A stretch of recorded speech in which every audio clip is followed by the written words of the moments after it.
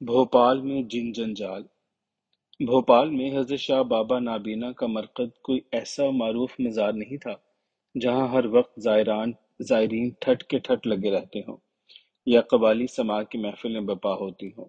ये जंगल के किनारे एक लंबी सी कच्ची कब्र थी जिसमें मट्टी कम और ठीकरियां रोड़े ज्यादा थे, और ना ही इर्द गिर्द कोई दीवार या ऊपर खपरेल टांडों का छप्पर खट।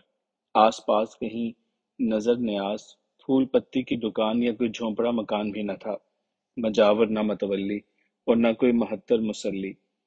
एक अजीब सी बेसरो सामानी और एक गूना वीरानी यहाँ खिली रहती। इक्का दुक्का आने जाने वालों में अक्सर मस्त हाले और बेमाले होते थे जो पता नहीं यहाँ क्या लेने देने आ जाते थे। देखा गया है कि ऐसे गैर मारूफ मुरक्किदों मज़ारों के आस पास टूटे जुड़े नशे वाले टटपुंजिये आ बिराजते हैं। अपने हालात और अलगसत का सताया हुआ मेरा बाप कहीं इस राह पे आ लगा था।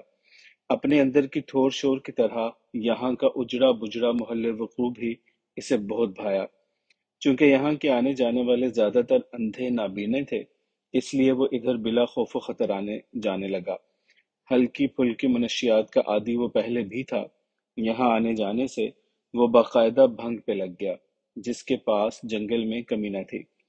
तुम जानते हो कि भंग का नशा नशों में सबसे घटिया और कमीना नशा है। साहिब मजार के बारे में मशहूर था कि वो मादिरजाद नाबीना और मजजूब थे। भांग के पत्तों की नुगदी और मशरूब खुराक। पुराने लोग कहते थे कि कोर नजरी के बावजूद वो सब कुछ देखने की सलाहियत रखते थे। इनके घराने वाले चंदने नैना वाले हाफिज कहलाते, और इस मजार से बहुत परे जंगल के किनारे एक छदरी सी बस्ती में रहते थे। मफलूकुल हाल बेज़रर शरीफ से लोग, जिनका रिज्क पानी कुरान पाक की तिलावत से बंधा हुआ था। इस घराने में जन्म लेने वाला हर बच्चा मादरजाद नाबीना होता।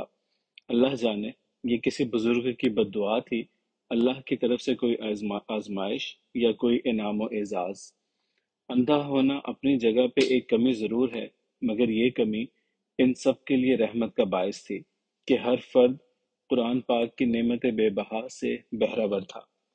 इन मर्द और औरतों का खुमाश, सूज, नातें और कुरान पढ़ना पढ़ाना था। एक और नुमाया खसूसियत जो इस खानदान के हर बच्चे, बूढ़े, मर्दो जन की पहचान थी, वो इनके पुरनूर रोशन चेहरे पे कवल नैन थे। ऐसे बोलते जिंदा जादू के देखने वाला इनमें कहीं गुम होकर रह जाए। इन मद भरे नैनों को देखने वाला कोई ये नहीं कह सकता था कि ये बेनूर हैं। मुकाबिल के चेहरे पे आंखें जमा कर बात करते थे। अंधों वाली झुंझलाहट और एहसास महरूमी इनमें नाम को न थी, और ना ही रोजमर्रा के मामूलात में कोई गैर मामूली बात थी। इन्हें कारहाय हयात में पूरी दिलचस्पियों और तवानाइयों से मगन देख कर गुमान होता था बस यही एक आंख और जांख वाले हैं, बाकी तमाम खुंडे रंदे हैं। कहते हैं अंधों के यहाँ महज एक ज़ाहिरी बीनाई की कमी होती है, मगर इनकी हिस्सियात और बातिनी बीनाइयाँ गैर मामूली तौर पे तेज तुकल्ला होती हैं। मैंने देखा कि आंख वाले रास्ता भूल जाते हैं, मगर बे आंखें नहीं भूलते। 10 बरस बाद भी वो उस अजनबी को पहचान लेते हैं जिससे वो सिर्फ एक बार कभी हम कलाम हुए होते हैं। वो अपने रूबरू वाले के साथ पर्दों में छुपी हुई खूबियों, खबास्तों से आगाह हो जाते हैं। कुर्दीदा वकील, डॉक्टर, साइंसदान, प्रोफेसर। मैंने एक अंधा घड़ीसाज भी देखा। अंधे साइकिल मोटर कार चलाते हैं, पहाड़ों की चोटियां सर करते हैं, दुनिया के सफर को निकलते हैं। शायर, अदीब, मौसीकार, मुसव्विर, मुजस्समा साज, अखबारों के एडिटर, फिल्मों के प्रोड्यूसर, डायरेक्टर भी। सर्कसों में निशानाबाजी, आहनी तार पे साइकिल चलाने वाले, हत्ता कि कई एक तबीब हाजिक भी बीनाई से महरूम गुजरे हैं। मालूम हुआ जो जानवर बशमूल इंसान ज़ाहरी बीनाई से महरूम होते हैं, इनके यहाँ दीगर हिस्सात और बहुत सी पुरस्रार सलाहियतें बदरजाए अतम मौजूद होती हैं। वो बता रहा था, इसी आलमी शोरीदगी और बेखुदी में एक दिन मेरा बाप इस मजार के करीब एक बेसब्र और बार दरख्त के तने से टेक लगाए बेसुरत सा पड़ा था। भूख और मायूसी ने उधम मचाया हुआ था। मजार की जानिब से मामूली लिबास और शक्ल सूरत वाली एक लड़की उसकी तरफ आई। اور پیپل کے پتوں والا چرمر دونے میں ڈھیلا سا کھچڑا اسے تھماتے ہوئے بولی، مایوسی، بے دلی، گناہ ہے۔ میرے باپ نے اسے نظر اٹھا کر دیکھا۔ شمشاد قامت، دھان پان سی لڑکی، اس کے سر پہ چڑھے سر کی مانند کھڑی تھی، ملیح چہرے پہ ایسی شفاف روشن آنکھیں کہ جیسے دریائے نور کے دھارے ہوں۔ گمسم حیرت میں ڈوبا، بن آنکھ جھپکے اس کی آنکھوں میں کھویا رہا۔ ہوش اس سمے آیا جب وہ دیے کی لو سی لڑکی وہاں سے جا چکی تھی۔ آگے پیچھے دائیں بائیں دیکھا بھالا مگر وہ کہیں دکھائی نہ دی۔ ایک عجیب سی بے کلی تجسس کی کیفیت سے دوچار ہو کر سحر زدہ سا کر گئی تھی۔ شام ڈھلے تک وہ انتظار کرتا رہا، تب وہاں سے اٹھ آیا۔ دوسرے روز صبح سویرے ہی وہاں پہ جا براجمان ہوا۔ پورا دن راہ تکتے کٹ گیا مگر اسے نہ آنا تھا نہ آئی۔ ادھر آنے جانے والیوں کو غور سے دیکھتا رہا مگر وہ شمشاد قامتی یمنی عود کی سی ملاحت رنگی فسون گھولتی ہوئی آنکھوں کا اشر اشیر بھی کہیں دکھائی نہ دیا۔ اس روز بھی بے نیل مرام گھر پلٹ آیا۔ کھانا پینا ختم ہو گیا، البتہ بھنگ بوٹی کی خوراک بڑھ گئی۔ رات کھلی آنکھوں سے تارے گنتا رہتا، ہر تارا اس کی حسین آنکھ کا کھلا ہوا دریچہ جا پڑتا۔ ہجر کے تیسرے روز آدھی رات والہانہ اٹھا، مصوری کا سامان نکالا، اس بت تناس کو خطوط میں ڈھالنا شروع کر دیا۔ نور کے تڑکے وہ اس کا سراپا واضح کر چکا تھا۔ آنکھوں پہ پہنچ کر پھنس گیا، بناتا مٹا ڈالتا۔ دن کے پہلے پہر تک وہ اسی بنانے مٹانے میں سرگرداں رہا۔ جو اس کے تخیل میں تھا وہ ہنوز بن نہ پا رہا تھا۔ سر پٹا کر اٹھا اور بن کچھ کھائے پیے مزار کی جانب چل دیا۔ پھر وہی انتظار اور انتظار۔ اسی طرح پھر ایک دو روز آگے بڑھ گئے اور جنون بھی کہ ان دنوں وہ کئی ایک تصویریں بنا کر ضائع کر چکا تھا۔ بس ایک آنکھیں تھیں جو نہیں بن پا رہی تھیں۔ ان میں وہ پاکیزہ سی آفاقیت ہی پیدا نہیں ہو رہی تھی جو ان آنکھوں کا طرہ امتیاز تھی۔ جمعرات ہی کا روز کہ وہ حسب معمول اسی پیڑ کے تنے سے تن جوڑے بھنگ کے نشے میں جھولے لے رہا تھا۔ اس نینو والی کا وہ بول اسے ابھی تک ازبر تھا، مایوسی، بے دلی، گناہ ہے۔ اسی سبق نے اسے ابھی تک اس امید سے باندھے رکھا تھا کہ وہ ضرور آئے گی، کھچڑے کا دونا دے گی اور کوئی نیا سبق بھی۔ اور ہوا بھی ایسے ہی۔ وہ اپنی لٹکی میں گم متھان پڑا تھا، ایسے میں کوئی پاس آ کر بڑی صحت سے کہہ رہا تھا، لو یہ تبرک کھا لو۔ وہی لڑکی اس کے روبرو ایک دھوئیں کی دھانس بنی کھڑی تھی، ترنگ میں ڈوبی آنکھیں پٹ پٹاتے ہوئے اسے دیکھ رہی تھی۔ لرزتے ہاتھوں سے کھچڑے کا دونا تھامتے ہوئے خود کلامی کے انداز میں پوچھنے لگا، تم اتنے روز کہاں رہی؟ میں ان دنوں ادھر بیٹھا تمہارا انتظار کرتا رہا۔ تیرا پڑھایا ہوا سبق بھی مجھے اچھی طرح یاد ہے۔ میں نا امید ہوا نہ ہی بد دل، لیکن تم نے مجھے یہ سبق یاد کرنے کی خوب سزا دی۔ وہ ہبڑ ہبڑ کھچڑا ٹھونس رہا تھا، اسے اس بری طرح کھاتے محسوس کرتے ہوئے کہنے لگی، دھیرج سے کھاؤ، کم پڑے تو اور لا دوں گی۔ کچھ جواب دیے بنا اٹھ کھڑا ہوا، کھلی آستین سے باتیں پوچھی، ہونٹ صاف کیے۔ چند لمبے لمحے اس کے شانت نین ساگروں میں دور تک اترتے ہوئے پوچھنے لگا، تم کہاں رہتی ہو؟ تمہارا نام کیا ہے؟ تم ادھر جمعرات کے روز ہی آتی ہو یا…؟ وہ ہلکے سے مسکراتے ہوئے بولی، ان باتوں کو چھوڑو۔ پکڑنے کی بات یہ ہے کہ کام کاج سے جی چرا کر بیکار کے نشے شغلے سے بات نہیں بنے گی۔ مزار کی جانب چہرہ پھیرتے ہوئے مزید کہنے لگی، ہمارے بابا کہا کرتے تھے کہ جو منش نشے کے بھیتر اپنی کوئی منزل یا مقصد تلاش کرتا ہے وہ بد نصیب اور بدعمال ہے۔ تمہیں یہاں بیکار بیٹھنے کے بجائے کوئی ایسا کام کرنا چاہیے جو تمہیں زندگی کی سہولتیں، عزت اور اطمینان دے۔ اتنا کہہ کر وہ واپس جانے لگی تو اس نے بن سوچے سمجھے جھٹ اس کی کلائی پکڑ لی، پاس بٹھایا، بستہ سے کھینچ کچھ پتر نکالے، دکھاتے ہوئے گھگیایا، دیکھو میں ان دنوں گھر پہ یہ کام کرتا رہا ہوں۔ میں ایک چترکار ہوں، کیول میرا من اس کام میں نہیں ٹھکتا۔ یہ ہمارا پرکھوں سے دھندا ہے، پر یوں لگتا ہے کہ میرا تن من کسی نے باندھ دیا ہو۔ तिनका तोड़ने को जी नहीं करता, लेकिन जब से तुम्हें देखा, तुम्हारे सबक पे गौर किया है, समझ में कुछ कुछ आया कि मुझे अपने पुरखों के फन को आगे बढ़ाना चाहिए। ये नशा करना मुझे भी अच्छा नहीं लगता। मेरे बाप को भी ये नशा की लत ले डूबी, लेकिन लेकिन मेरा खुद पे काबू नहीं। मेरा मन कुछ करने को नहीं करता। अगर कुछ काम करता भी हूं तो इसमें दम नहीं होता। वो उसे उल्टे सीधे कई वर्क दिखाते हुए मजीद बताने लगा, देखो, मैं इतने रोज तुम्हारी तस्वीरें बनाता रहा हूँ। तुम्हारे शरीर के रूप स्वरूप तो खूब बने, सजे, मगर हर बार तुम्हारी आंखों ने मात दी। बनने को तो वो बन जाती थी, मगर वो बात नहीं बनती थी जो तुम्हारी आंखों की घात में है। वो है से चितवन चढ़ाए हुए गोया हुई। चित्रकारी में शोले की लपूट, दिए की लोट और आंख की जोत में जान डालना बड़े जोखिम का काम है। आंख के अंदर जो आंख इसके अंदर जो आह्वान होता है, उसका आंख करना उसी महान चित्रकार या आकारकार के लिए आसान है जिसने किसी अभिज्ञा लोचन के आंगन में आंख खोली हो। मेरा कहा तुम समझ गए हो कि आंख ज़ाहरी सूरत में महज अक्स देखने वाला उज़्व है, जिसकी खूबसूरती की महज एक परत है, मगर इसके अंदर की जो बातनी आंख है, वो अक्स को नहीं, असल को देखती है, और ये खूब दीदगी में सदबर्ग गुले दाऊदी की मानिंद होती है, और इसकी सूझ उसी को मिलती है जिसको वो महान चित्रकार अता करे, जिसे मुसव्विर और खालिक भी कहते हैं, और या फिर जिसे किसी चश्मे यार से इज़्ने इज़हार अता हुआ हो। वो आंखों में शगाफ किए, दिलो दिमाग के दियों की लवें बढ़ाए, उस दीदावर की दुरफशानी के मुलाहजा में था। यहीं उसके दिमाग की कोई वरीद खुली, उस पे अफशा हुआ कि ये मनशियात तो महज अचपल सी गफलत है। असल असल सुरूर तो इन सरमदी सियानत आमोज बातों और इन ज्ञान भरी घातों में है।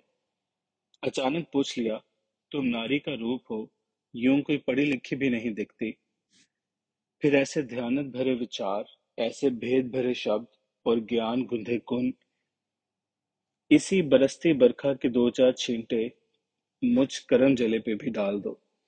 चंद लम्हे वो बेसुकत बुत सी बनी खड़ी रही, फिर कुछ कहे बगैर अचानक मुंह उठाकर जिधर से आई थी उधर चल दी। मेरा बाप कुछ देर उसे मजार की जानिब बढ़ते हुए देखता रहा। वो परेशान था कि कोई जवाब दे या मजीद कुछ बात किए बगैर वो बड़ी बेनियाजी से चल दी। उसकी ये बेरुखी समझ में न आई थी। कहीं कोई ऐसी वैसी बात मुंह से तो नहीं निकल गई थी। यही सोचते गौर करते उसके पीछे मजार तक आ पहुंचा। वो सरहाने की जानिब धरे नमक भरे लगन में अगरबत्तियां उड़ोस रही थी। पाइंती के पास खड़ा उसे देखता रहा। बूटा अरूटा कद, छुरेरा अंग बदन, कच्चे संदल सी रंगत, आंखों के अलावा आम से खदोखाल, मामूली मुकामी पैरहन में वो किसी अनजाने नगर की नारी दिखाई दे रही थी। एक मजसूब सा बूढ़ा उसके पास आ खड़ा हुआ और एक अजीब लहजे में बाआवाज़ बुलंद कुछ बुड़बुड़ाने लगा, और साथ साथ अपनी कोहनी से इसकी पसलियों में ठुहके भी रसीद करने लगा। इस नई उस्ताद से घबरा कर जरा परे हटकर खड़ा हो गया। अगले लम्हा वो बूढ़ा फिर इसके बगल में आ खड़ा हुआ, मुंह इसके कानों के करीब लाकर कहने लगा, मांग जो कुछ मांगता है। देखते नहीं हो, साहबजादे साहिबा अगर सुलगा रही है, फिर चिराग जलाएंगी। इस समय जो भी मांगो बाबा दिलवा देते हैं। सुनी अनसुनी करते हुए मेरे बाप ने उसी लड़की की जानिब देखते हुए पूछा, ये लड़की कौन है, इसका नाम, और ये कहाँ रहती है। बूढ़ा नागवार से हैरानी से इसकी जानिब देखते हुए बोला, अगर तुम साहिब मजार को जानते हो तो साहबजादी साहिबा को जानते होगे, नहीं जानते तो सुनो। साहबजादी साहिबा चंदने नैना वाले खानदान की चश्मो चिराग हैं और साहिब मजार बाबा की मतवली हैं। मेरा बाप हैरान सा पूछ बैठा, एक औरत किसी मजार पे मतवली हो सकती है? हाँ, अगर साहिब मजार भी औरत हो तो। तो क्या ये किसी बुजुर्ग औरत का मजार है? हाँ, ये एक वलिया का मजार है, जिन्होंने तजर्रुद की जिंदगी गुजारी और तमाम उम्र हर रोज एक कुरान पाक तिलावत किया। आप कह रहे हैं कि ये लड़की यहाँ की मतवली है। मैं यहाँ हर रोज आता हूँ। इसे पिछली जुमेरात यहाँ देखा था। उसने अपने हाथ से मुझे खिचड़ा दिया था और फिर آج میں نے اس کا دیا ہوا کھچڑا کھایا ہے۔ کیا وہ صرف جمعرات کو ہی یہاں آتی ہے؟ متولی تو کیا، یہاں صاحبہ مزار بھی رات کو نہیں رہتی۔ وہ بغداد شریف پیرانے پیر رحمت اللہ علیہ کے روزے پہ شبینہ پڑھنے چلی جاتی ہیں۔ ان کی عدم موجودگی میں یہاں شیر پہرا دیتے ہیں۔ اور متولی صاحبہ، وہ سامنے جنگل کی اوٹ اپنی بستی میں چلی جاتی ہیں۔ چندن نینا والے حافظوں کا گھرانہ اسی بستی میں ہے۔ چندن نینا والے حافظ، میرے باپ نے کئی بار ان الفاظ کو دہرایا۔ نینوں پہ پہنچ کر اس کی سوئی اٹک جاتی تھی۔ نینا، نینا، یک بارگی اس نے روبرو اس متولی لڑکی کی غیر معمولی نینا ابھر آئے، جنہوں نے اس کی زندگی کا پاسا ہی بدل دیا تھا، اس کے انداز فکر میں ایک مثبت تبدیلی پیدا کر دی۔ اندر کے مدہوش فنکار کو جھنجھوڑ کر اس میں جینے کا جذبہ، کچھ کر گزرنے کی جستجو جگا دی تھی۔ اس کی سوئی ہوئی حصے جمال کو انگیخت کر کے بیدار کر دیا تھا۔ نینا، چندن نینا۔ بزرگوار، یہ چندن نینوں کا کیا قصہ ہے؟ بوڑھا اس کی جانب دیکھتے ہوئے بتانے لگا۔ ایک عجیب و غریب گھرانے کے بارے میں کوئی بھی وثوق سے کچھ نہیں کہہ سکتا۔ کوئی کچھ بتاتا ہے اور کوئی کچھ سناتا ہے۔ متوسط طبقے کے متوکل سے لوگ ہیں، اللہ جانے کیا سچ ہے اور کیا نہیں۔ شنیدن ہے کہ موجودہ خاندان ایک جن کی نسل سے ہے۔ یہ جن پہلے ملحد تھا، اللہ کا کرنا کہ یہ کسی مہلک بیماری میں مبتلا ہو گیا۔ بتیرے علاج معالجے ہوئے، مگر افاقے کی بجائے دن بدن حالت دیگرگوں ہوتی چلی گئی۔ آخر جب جان کے لالے پڑ گئے تو کسی حکیم حاذق کا پتہ چلا کہ ان کی مسیحائی سے جن و بشر کے علاوہ دیگر مخلوق بھی مستفید ہوتی ہے۔ یہ صاحب مزار مسیحا صفت حکیم، مادرزاد نابینا اور حافظ قرآن تھے، اور ادھر بھوپال کے نواح میں ایک پسماندہ سے علاقے میں رہتے تھے۔ مشہور ہے کہ ان کے پاس حکمت و طب کے علوم بھی وہبی تھے، کسی سے لکھا پڑھا اور نہ کہیں سے سیکھا، مکتب مدرسہ کے قریب تک نہ گزرے۔ مریض کے قدموں کی چاپ، آواز، جسم کی بو اور لمس سے اس کا مرض تشخیص کر لیا کرتے، اور یہ بھی کہ ان کے پاس مختلف نوع کے جانور بھی علاج کے لیے پہنچتے۔ اسی خاندان کے ایک موجود بزرگ سے بھی یہ روایت ہے کہ ان حکیم صاحب کے ہاتھوں کی پشت پہ حضرت سلیمان علیہ السلام کے درباری حکیم مقیس خمشی والی لوح کا نقشہ ابھرا ہوا تھا۔ اس نقشہ کی طلسماتی لہروں سے حکیم مقیس، جو بشر تھا، جنوں، انسانوں، پری زادوں اور دیگر جانداروں کا علاج کیا کرتا تھا۔ ہاتھوں کی شفائی لہریں، لمساتی مساج، ریکی کی مختلف ترغیبات وغیرہ شاید اسی طلسماتی لوح کو جوہری توانائی کی لہریں ہیں جو پراسرار نہفتہ علوم کی گم گوت سے کہیں خارج ہو کر انسانی دماغ کی پٹاری میں کسی خوبصورت مگر خوفناک سانپ کی مانند قید ہو کر رہ جاتی ہیں۔ کرۂ ارض پہ سانپ ہی سانپ اور مچھلیاں ہی مچھلیاں ہوتی اگر سانپ اور مچھلیاں اپنے نوزائیدہ انڈے بچے چٹ نہ کر دیں۔ جو بچہ کسی طور بچ نکلتا ہے وہی زندہ رہتا ہے۔ بالکل اسی طرح کوئی خفتہ اکھڑ ٹوٹکا بچ کر کسی مخصوص انسان کے پاس آ نکلتا ہے، جس سے ایک عالم فیضیاب ہوتا ہے۔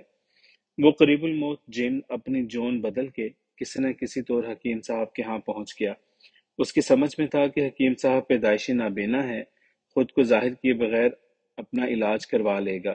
ادھر حکیم جی تھے کہ اس کی بو باس پاتے ہی جان گئے اس کی اصلیت اور مرض کی کیفیت کیا ہے، مگر مصلحتاً چپ رہے۔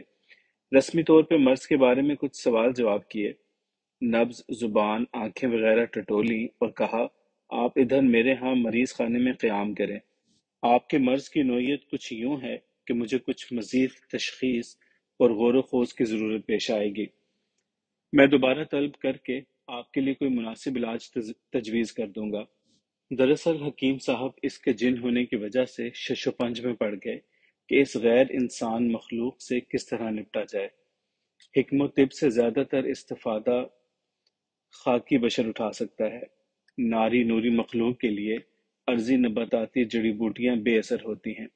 اللہ کریم نے ان حکیم صاحب کو اربع عناصر اور شش جہت کی بالیدگی بخشی ہوئی تھی۔ ایک دو روز بعد انہوں نے علاج کے لیے ایک طریقہ وضع کرتے ہوئے اس سے کہا، تمہارے علاج کا ایک حصہ یہاں میرے ہاں مکمل ہوگا اور دوسرا حصہ جھیل سیف الملوک کے پہاڑ مطلونی کے ایک غار میں تکمیل پائے گا۔